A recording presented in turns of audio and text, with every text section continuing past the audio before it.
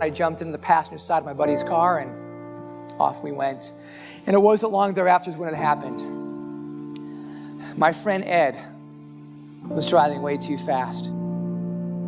He ran off the road and he crashed into a mound of sand, sending that car hurling into the air before tumbling back to earth end over end. And it was in that one defining moment that everything about my life would change. One of the first times that I came to, a few weeks later, Dr. Stringer walked into my room and he goes, "Scott, I understand you've been complaining you can't move anything, your arms, your legs." And he goes, "And unfortunately you've broken your neck and you have a very serious spinal cord injury and it has left you paralyzed from your chest down. Diagnosed a quadriplegic."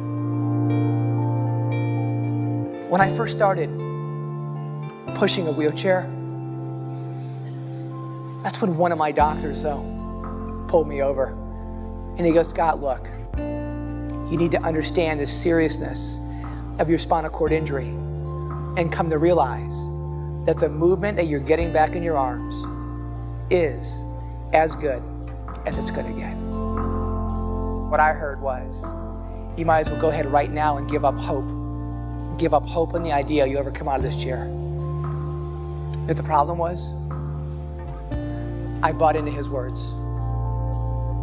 Whether you're a parent, whether you're part of this family, or a 19-year-old quadriplegic, that no matter how difficult life is for you, in that moment, you can always change your way of thinking. And that's when I made the profound decision that I was willing to fail, but I was unwilling to quit. It's a mindset that can define you as an individual, as a team, as an industry leader. Don't ever let your competition or someone else's beliefs paralyze you from achieving those things you believe in your mind that you just might be able to achieve.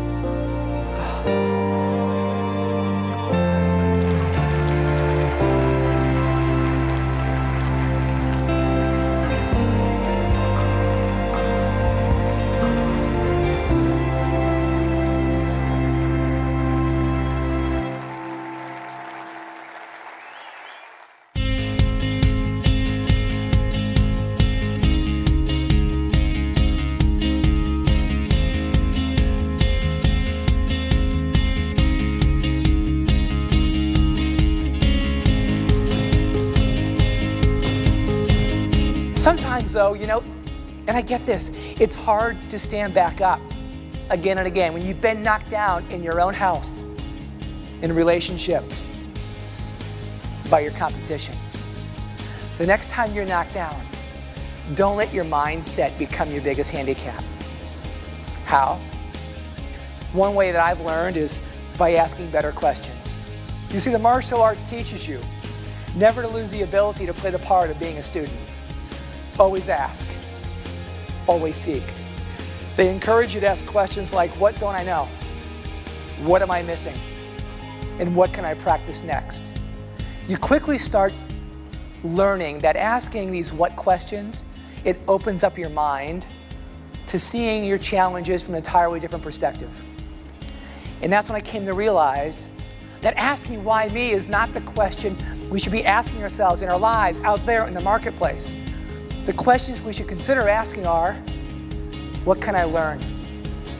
And what can I gain by embracing adversity and ongoing change, as opposed to resisting it? And the next time you do just that, notice this. It keeps you moving forward into your future. I think you were the most powerful speaker I've ever seen. And I've seen a lot of speakers. You constantly show the implementation of ways to continue to get into action. Your industry is changing. Your competition is changing. And your company is changing. And if you are unwilling to adapt today and be a little more flexible than ever before, catching up can be long, difficult and frustrating process. Look, we can't change the past, but you and I have today. And today we can choose how to respond to a life, a business environment, and a marketplace that simply refuses to stay the same. Change. Change begins by opening up your heart and your mind to new ideas and new ways of doing things. I took this monster swing, and I swung my golf club so fast that my momentum literally carried me right off of my feet and on the ground face first. So there I am looking like a displaced beached whale. And to make matters worse, when I got my head around to my right, I noticed my little white golf ball was still standing firmly on that tee. John walks over to me and he goes, "Scott, what happened to you?" So I told him. He starts to laugh. I said, "John, how can you be laughing at that?" He said, "I'm not laughing at you, Scott, I'm laughing with you." I go, "Well, how do you mean?"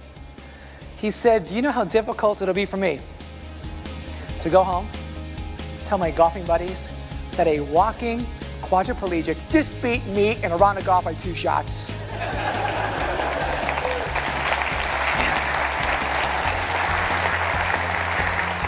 But how did I beat John? Same way you can always beat your competition. Focus a little more on your strengths and your weaknesses, and don't be afraid to make adjustments along the way to your swing, your business plan, to get you back on track. Then finally, during a round of golf, you have a choice. You can either compete with yourself or you can compete with each other. But we all know at the end of the day that you are your toughest competitor. Today, as a speaker, I've had an opportunity to travel all over the world, work in different countries. And what I continue to learn through this international experience is the strength in creating a global mindset. One that really gets you thinking a little bigger on your own behalf, getting God's behalf and those customers that you serve, and how by scaling your efforts, blending cultures, and embracing diversity can create unforeseen opportunity that can expand the possibilities. Look, you really don't know what you can achieve in life unless you're willing to put yourself out there, to be vulnerable. As a single man, I was reluctant to attend my 30th high school reunion. Friends enticed me, so I went along. Turned out I had an amazing conversation with a very beautiful human being, Kim. Turns out we've known each other's names out of a class of 600 since the 8th grade. I'm happy to report that conversation's continued. She has become the love of my life, and the moral of that story is this: if you happen to be single, go to your high school reunion.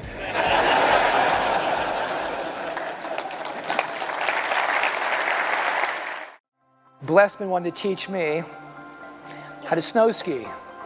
Years after being paralyzed from 12,000 feet above sea level, way up in the Rocky Mountains. We're at the bottom. We both collapse. He goes, "Look up there, Scott. You see that ridge?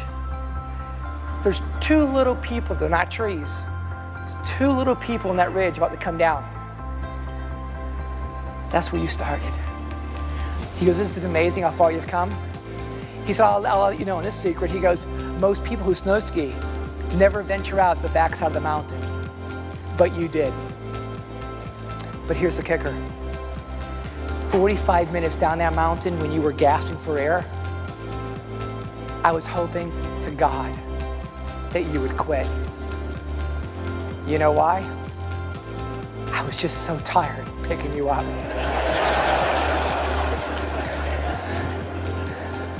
But then he said, "You didn't quit." And I thought to myself, how in the world am I going to quit in front of you if you're unwilling to quit? Let me ask you this question. I want you to think about it. Who's that blessman in your life stretching you a little further today? And who are you willing to be a blessman to? I thank God each and every day for giving me the grit to stand up to life's challenges, And when you find that grit within to stand up to your own life's challenges, it's when you learn, and when you learn, you grow, and when you grow, your vision, mindset, and grit begin to strengthen.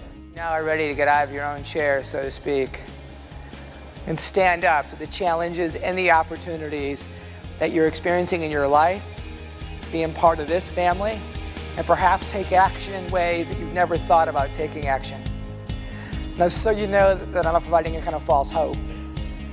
6 months after being paralyzed, my chest down, I turned a pretty difficult goal into a reality by walking out of Craig Hospital in Denver, Colorado with a pair of foam crutches and a wheelchair.